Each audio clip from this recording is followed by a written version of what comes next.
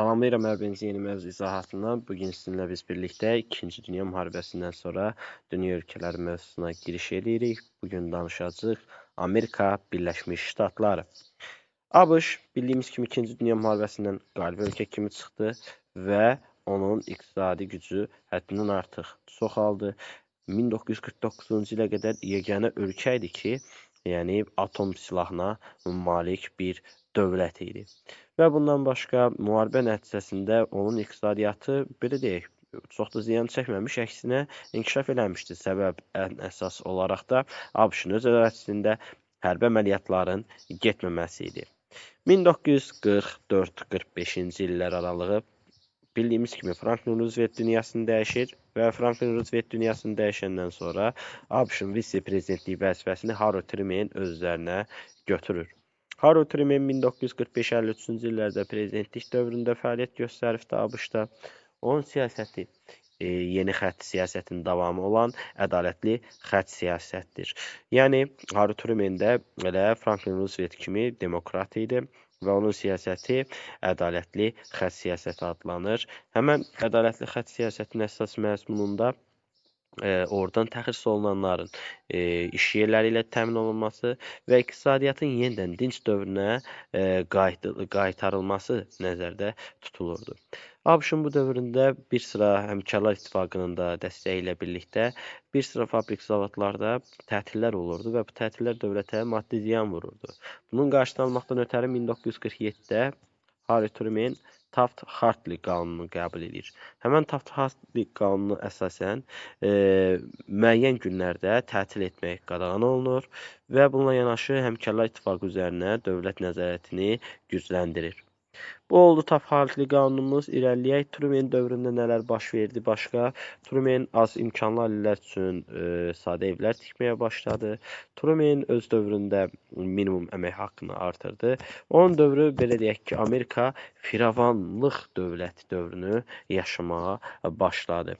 Və onun dövründə Amerikada prezident seçkilərinin demokratikləşdirilməsi sahəsində bir sıra yeniliklər oldu. Belə ki, bu yeniliklərdən ən əsası ABŞ-da qərar qəbul olundu ki, bir prezident maksimum 2 dəfə seçilə bilər. 2 dəfədən artıq prezident seçilə bilməz.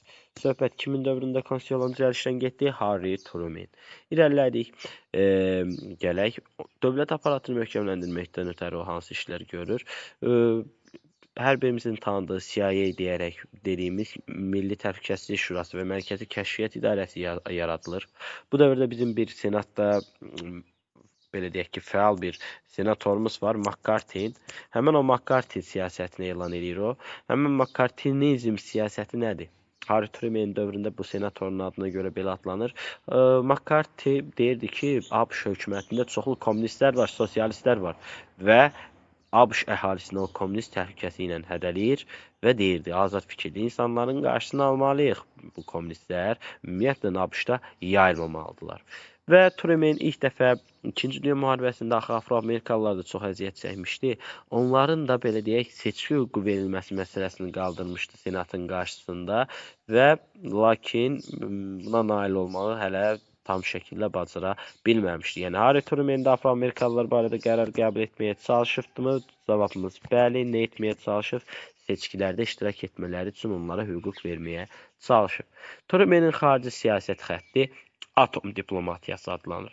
Daxili siyasi xətt ədalətli xətt, xarici siyasi xətt atom diplomatiyası. Buna əsasən 1946-47-də 2 dənə doktrinamız var idi. Bunun soyuq müharibədə də danışmışdıq. Truman doktrinası və Marshall planı. Truman doktrinasına əsasən Yunanistan və Türkiyə dəstək olunmalı, sədd çəkilməli idi SSR ilə onlar arasında. Marshall planına əsasən isə bütün Avropa ölkələri, iqtisadiyyatlarını ziyan dəyən bütün Avropa ölkələrinə ABŞ maddi dəstək verməli idi. Və beləliklə, Harry Truman'ın dövrü SSR-yə qarşı nə siyasəti adlanır bu Marshall'la bu şeyi birləşdirsək, Taft-Hartley-ni sədd çəkmə siyasəti. Sədd çəkmə siyasəti ilə birlikdə SSR-yə qarşı Harry Truman özünün mövqelərini Avropada möhkəmləndirməyə çalışdı. 1953 o gedir. Yerinə isə Dwight Eisenhower gəlir, hansı ki 2-ci Dünya müharibəsində ABŞ ordusunun Siciliyaya çıxan ordusunun komandanı idi və onun prezidentliyi dövründə ümumiyyətlə inkişaf baş verir. ABŞ bu dövrdə daha da firavandır. ABŞ-ın bu dövrdə qeyri-qanuni seçkiliyə qarşı belə deyək də tədbirlər görməyə çalışırlar yenə, lakin tam şəkildə bu özünü göstərə bilmir. Dwight Eisenhower'in gördüyü ən belə deyək də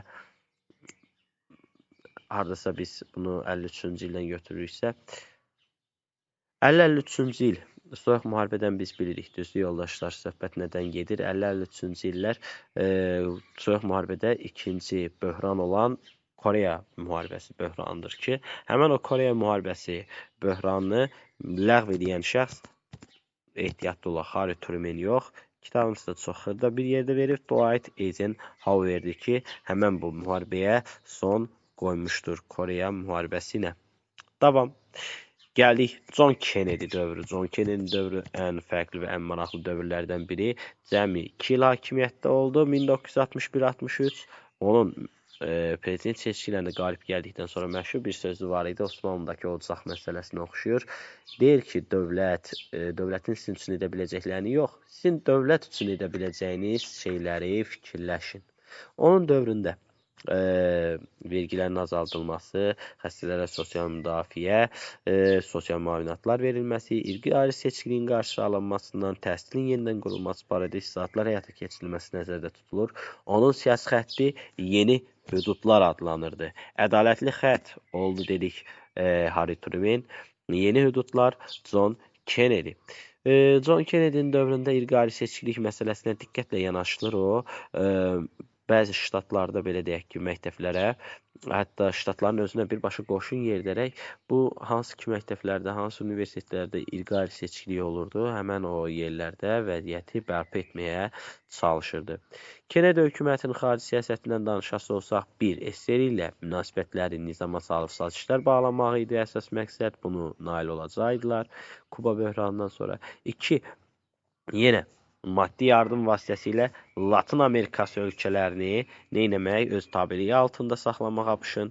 3. Qərbi Avropa ölkələri ilə əməkdaşlıq artıraraq burada ABŞ-ın Qərbi Avropadakı nüfuzunu qoruyub saxlamaqdan ibarət idi John Kennedy'nin əsas işləri. Davam, onun dövründə belə deyək ki, yeni hüdudlar siyasətinin xarici siyasətini də biz açıqladıq, SSR ilə münasibətləri filan danışdıq. Gələk Soyuq müharibədən bildiyiniz kimi bu dövrdə SSR ilə ABŞ arasında Berlin böhranı, adı ilə isə Karib böhranı, Kuba böhranı yaşandı 1961-62-ci illərdə.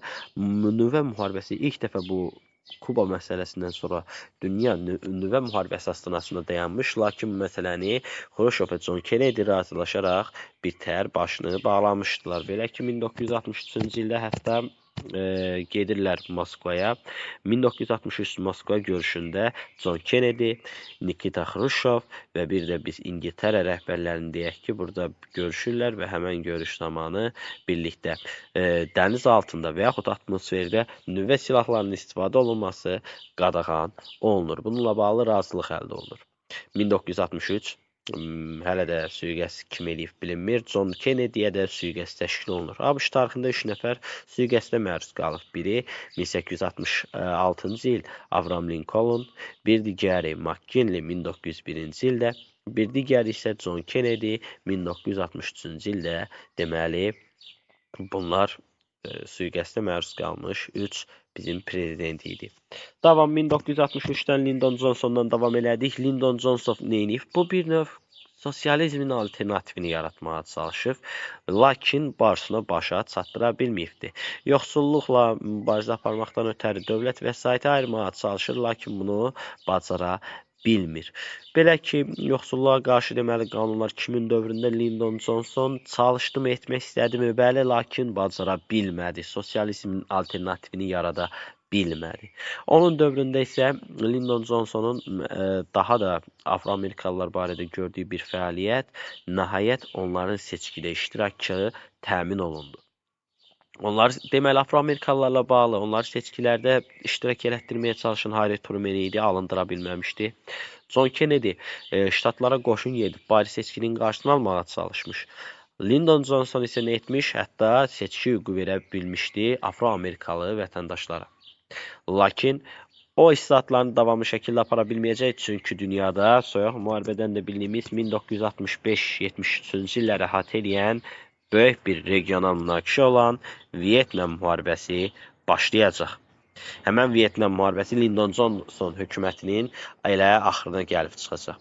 Bu dövrdə bizim Afro-Amerikalı bir şəxsin adını deyək. O da Lyndon Johnson hökumətini zəiflədir. Söhbət Martin Luther Kingdən gedir ki, onun hətta kitabımızda qəşəng bir məşhur sitatını da verib ki, bəs mən istəyərəm ki, mənim ən böyük arzum ondan ibarətdir ki, Georgiyanın o gözəl, möhtəşəm mənzərəli yerində əvvəlki bu belə deyək, quldarların nəvələri barışıq içərisində oturub əyləşsinlər bir qonaq süfrəsinin arxasında. Belə bir maraqlı ifadəsi var Martin Luther Kingin, lakin 1968-ci ildə o öldürülür və onun öldürülməsi Lyndon Johnson hökumətini daha da dərindən sarsıdır. Beləliklə, bir tərəfdən Martin Luther, bir tərəfdən Vyetnam müharibəsi, bu kimi hadisələr vasitəsilə Lyndon Johnson hökumətinin nüfuzu artıq həddindən artıq zəifləyir və belə olanda o prezident seçkilərində məğlub olur. Yerinə isə respublikaçıları davam elətdiririk. Gəlir kim? Richard Nixon. Richard Nixondan bağlı bir şey. Diqqət, burada yeni iqtisadi siyasət var. Yeni iqtisadi siyasət adlanılan proqramı. Eyni ilə SSR-dəki 1921-25-ci il yeni iqtisadi siyasət proqramı ilə adları adaşdı. Lakin tam fərqli bir məsələlərdən danışacağız. Richard Nixonun yeni iqtisadi siyasət planında bəhs olunur. 1. Qocalara görə təqaüd, qocalara təqaüd verəcək. Bir də ki, işçilərlə qocalara təqaüd müavinət verəcək. Lakin iqtisadi böhran nəticəsində və bu Vyetnam müharibəsi çox böyük təsir vurur ABŞ hökumətinə və digər enerji böhranları filan bunların hamısını ortaya gətirəndə yaxın şərqdə İsrail-Ərəb müharibələri, neftin qiymətinin bahalaşması falan deyərkən ABŞ hökuməti bu istədiklərini həyata keçirə bilmir və bu kimi işləri görə bilmir. Yəni, yeni iqtisadi siyasət tam şəkildə həyata keçirə bilmir. Richard Nixonun xarici siyasətinin ən uğurlu hadisəsi isə 1973-də ABŞ-ın Vyetnam müharibəsindən geri durmasıdır. Belə ki, 1973-də ABŞ-ın SSR arasında razılıq əldə olunur. Belə ki, Vyetnam müharibəsi dayandırılır və ABŞ Cənubi Vyetnamdan qoşunlarını çəkib çıxarır. Və bununla yanaşı bildiyimiz kimi həmən illərdə SSM-1 strateji silahların məhdudlaşdırılması barədə qərar da qəbul olunur SSR ilə ABŞ arasında və Richard Nixon belə deyək ki, böyük bir üstünlük, böyük bir uğur əldə eləmiş olur öz hökuməti üçün xarici siyasətdə. Vyetnam müharibəsi ABŞ üçün məğlubiyyətlə başa çıxsa da, müharibədən çıxılması Amerikanın yenidən biraz özünə gəlməsini, nəfəs almasına gətirib çıxarır. İndi gələk bu Richard Nixonun başına gələn çox pis bir hadisəyə, Watergate əhvalatına. Belə ki, 1972-ci ildə seçkilərin keçirildiyi binalardan birində bu respublikaçılar, yəni Richard Nixonun partiyasının üzvləri gedir demokratların oteldə qaldıqları binaya və həmən binaya səs dinləyici cihaz quraşdırırlar. Və bu daha sonra qəzetlərdə üstü açılır, ortaya çıxır və bunun işdən xalq qəzəblənir. Həmçinin də Richard Nixona qarşı rəsmi surətdə impeachment təhlükəsi yaranır. Impeachment nədir? Impeachment sözün mənası ingiliscədən etimadsızlıq, yəni güvənsizlik deməkdir. Belə ki, hökumət rəhbərlərini, hökumətdə işləyən dövlət məmurlarına qarşı qaldırılan, belə deyək ki, etimadsızlıq, güvənsizlik deməkdir və buna uyğun olaraq impeachment necə həyata keçirilir, məhkəməyə müraciət olunur və məhkəmədə ittiham irəli sürülür onlara qarşı. Və belə bir ittihamla impeachmentlə qarşılaşacağını görən Richard Nixon nə edir? 1974-də təbii olaraq vəzifədən istefa verib çıxır və prezidentlik qalır bir qıraqda. Və deyirik, 74-cü ildən bir xeyli il ABŞ-da prezident vəzifəsinə seçki yolu ilə yox, ilk dəfə olaraq təyinat yolu ilə dövləti idarə edən şəxslər gəlməyə başlayır. Dövləti təyinat yolu ilə seçilmiş prezidentlər idarə edir. Belə bir biabırçı vəziyyət yaranır ABŞ tarixində. Davam. Gələk indi aktyorumuzdan danışaq. Ronald Reagandan, həm ABŞ prezidenti, həmçinin məşhur aktyorlardan biri olubdur. 1981-89 2 dəfə prezident seçilibdir və onun siyasət planı adlanır Reaganomika. Reaganomika siyasətinin əsas məqsədi nədən ibarətdir? Dövlət iqtisadiyyata olan bütün dəstəyindən əl çəkəcək və dövlət xərcləri azaldılacaq, vergilər də hətta bunun qarşılığında azaldılacaq. Baxaq, Reaganomika xəttində görək nələrdən bəhs olunur, sırayla gedək. Birinci, iqtisadi tədbirlərdən danışaq. 1. Kapital qoyuluşu artırılır. Xüsusi sahibkarlığı, yəni azad bazar iqtisadiyyatını dirçəltməkdən ötəri tədbirlər görülür. Dövlət bütün nəzarətini ləğv edir və büdcə xərcləri azaldılır.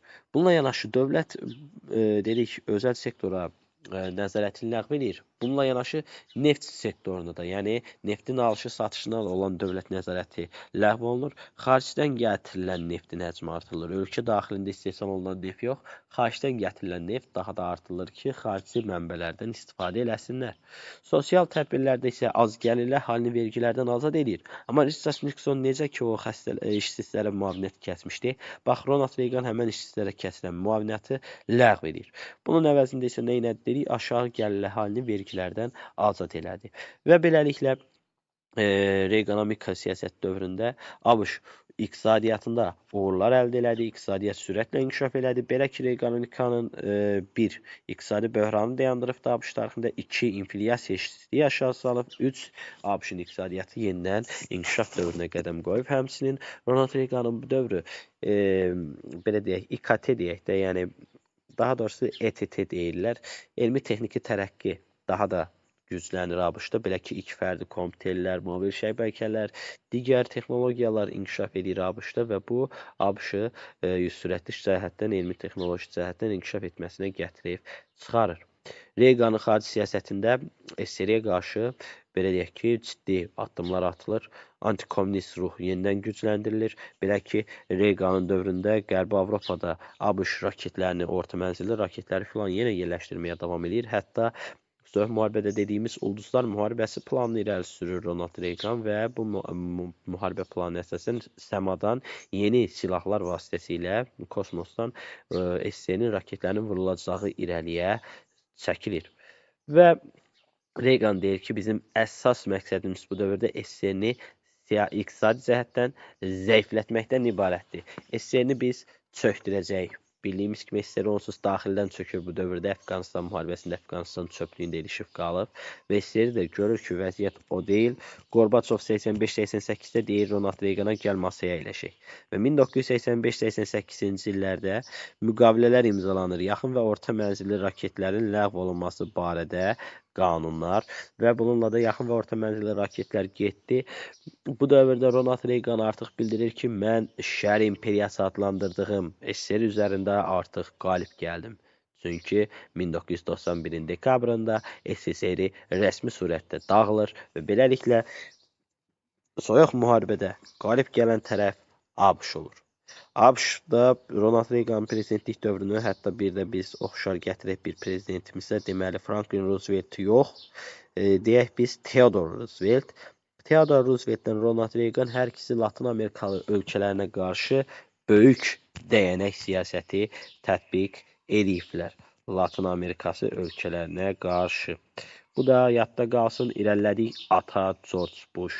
1989-1993. Baxaq, ata George Bush nə işlər görübdü? Reaganın siyasət xəttini davam etdirməyə çalışıb, lakin daxili siyasətdə onun uğurlarını davam etdirmək olmur. Lakin ABŞ bu dövrdə uğurlu hərbi müdaxilələr edir. Belə ki, 1989-da Panamaya müdaxilə, 1990-da Almaniyaya birləşməsinə, belə deyək, əl çalırlar, alqışlayırlar, prosesə dəstək verirlər. Daha sonra İsrailin ərəb qonşuları ilə olan ittifaqının bağlamasına ata George Bush kömək edir. Bununla yanaşı gəlir İraqa 1991-ci ildə neynir? Hərbi müdaxilə təşkil edir. İraq Küveytə hücum edən zamanı Səhrada Tufan adlı əməliyyat vasitəsilə ABŞ qoşunları daxil olur İraqa və Küveytdən İraq qoşunlarını qovub satmağa nail olur. Və artıq biz deyirik, ata George Bush'un dövrü nə dövrüdür? Ata George Bush'un dövrü artıq SSR dağılır. 1991'də SSR dağılır və ata George Bush'un dövründə artıq Amerika bir qütblü dünyanın əsas mərkəzinə çevrilir. Bu bir qütblü dünyanın yaranmasının əsas memarı deyək ki, Ronald Reagan uğur qazanıbdı. Ən bir digər ikinci əsas səbəbi isə təbii ki, SSR-nin rəhbəri Gorbaçovun uğursuz siyasətidir və 1989-93-cü illər biz deyək ata George Bush'un prezidentliyi dövrüdür və 1991 dekabr ayı düşür elə George Bush'un ata George Bush'un hakimiyyət dövrünə və SSR-nin dağılması bu dövr deyə soyuq müharibə ABŞ-da hansı prezidentin dövründə başa çatıb? Cavabımız ata George Bush və ata George Bush bir qütblü dünyanın ilk ABŞ prezidenti olur və gücün belə deyək Türklər demiş doruqlarına, yəni ən yüksək səviyyəsinə qədər yaşayır. Və beləliklə 1992-ci ilə bunun hakimiyyətinin sonuncu ilinə baxaq. 92-ci il prezident seçkilərində məğlub olacaq ata George Bush, səbəb isə uğursuz daxili siyasət. Dediyimiz kimi xarici siyasəti uğurlu olsa da daxili siyasətdə Reaganın uğurlarını davam etdirməyi bacarmamışdı ata George Bush.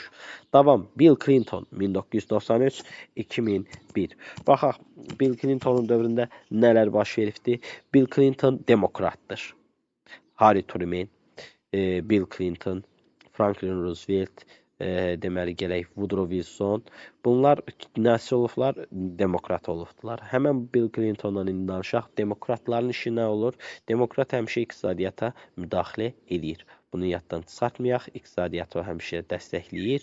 Ancaq respublikaçılar isə iqtisadiyyatı neynir? Əl çəkirlər. Dövlətin iqtisadiyyatı tənzimləməsindən əl çəkirlər. Bu funksiyanı unutmayın. Davam elədik, gəldi indi Bill Clintonun dövrünə. Beləliklə, onun dövründə hərbi dövlət xərcləri azaldılır. Büdcə xərcləri, kəsirləri aradan qaldırılır. İnflyasiya aşağı düşür. Vergi, sosial təminat və sair sahələrdə islahatlar həyata keçirilir. Və Franklin Rooseveltin siyasi xəttini o davam elətdirir. Bill Clinton, Franklin Rooseveltin bir növ yeni xətt siyasətini davam etdirməyə çalışır. Beləliklə, onun dövrü, Bill Clinton dövrü iqtisadiyyatda ABŞ-ın daxili siyasətində, iqtisadiyyatın inkişafında mühüm dövr kimi qələmə verilir, uğurlu bir dövr kimi sayılır. Gələk Bill Clintonun xarici siyasətinə. Bu dövr bir qütblü ABŞ-ın daha da inkişaf elədiyi dövrdür. Belə ki, Balkan münaqişəsini həll eləməkdə iştirak edir ABŞ bu dövrdə. ABŞ bu dövrdə İsrail-Fələstin münasibətlərini yenə nizamlamağa çalışır, Qəzza müqavilələri falan filan. Bununla yanaşı biz bildiyimiz kimi 1994 ATƏT-in Budapeşt samitində nə baş vermişdi? Həmsədrlər təşkilatı yaradılmışdı Minsk qrupunun. Həmən Minsk qrupunun həmsədrlər təşkilatından biri də hansı ölkə idi bildiyimiz kimi? ABŞ. ABŞ, Fransa, Rusiya idi həmsədrlər. ABŞ da bunlardan biri idi və Bill Clintonun dövründə ABŞ Qarabağ münaqişəsinin həlli yolunda həmsədrlərdən birinə çevrilir. Daha sonra 2000-ci il seçkilərinə gələk, Bill Clintonun məğlubiyyət uğraması prezident seçkilərində çox böyük, belə deyək ki, Richard Nixondakı kimi biabırçı bir hadisə ilə olur. Belə ki, seçkinin saxtalaşdırılması məsələsi irəli sürülür respublikaçılar tərəfindən və Ali Məhkəmə də bunu təsdiqləyir və belə olanda Bill Clintonun bütün səsləri belə deyək sıfırlanır və prezident seçkilərində respublikaçılar yenidən qalib gəlməyi bacarırlar və bu da nəyi deməyə əsas verir bizə ki, yəni demokratiyanın beşiyi adlandıran özünü ABŞ-da belə saxtakarlıqlar deməli olurmuş. Davam, kiçik George Bush və yaxud oğul George Bush deyək. Oğul George Bush 2001-2009-da hakimiyyətdə olubdu. Onun dövründə belə deyək, vergi islahatı keçirilibdi. Kiçik George Bush'un vergi islahatına gəlin diqqətlə baxaq. 1. Vergilər kim verəcək? Vergilərin aşağı və yuxarı hədləri müəyyən olunur. Yəni minimum nə qədər verəsiz, maksimum nə qədər vergi ola bilər. Və 10 il boyu vergilərin həcmi bir xeyli ixtisar olunmalıdır. Bunu kim elədi? Kiçik George Bush vergiləri azaltdı. Vergi islahatı həyata keçirdi. Davam. Onun dövründə ən böyük hadisəyə gəlin baxaq. Soyuq müharibədən sonra qloballaşan dünyada terrorizmin başlaması, terrorizmə mübarizənin elan olunması. 2001, 11 sentyabr, ikiz güllələr məsələsi, New Yorkda baş verən bu terror hadisələri. Bu zaman hakimiyyətdə kiçik George Bush və yaxud oğul George Bush idi və oğul George Bush buradan çıxış elan edərək ABŞ-ın terrorizmə qarşı mübarizənin mərkəzi elan edir. 2001-də onlar ABŞ Əfqanistana, 2003-cü ildə isə yenidən İraqa müdaxilə edir və bu müdaxilənin nəticəsində 2001-də Əfqanistanda Taliban rejimini dağıtmağa başlayır. Əfqanistandakı Taliban rejimi dağıdılır.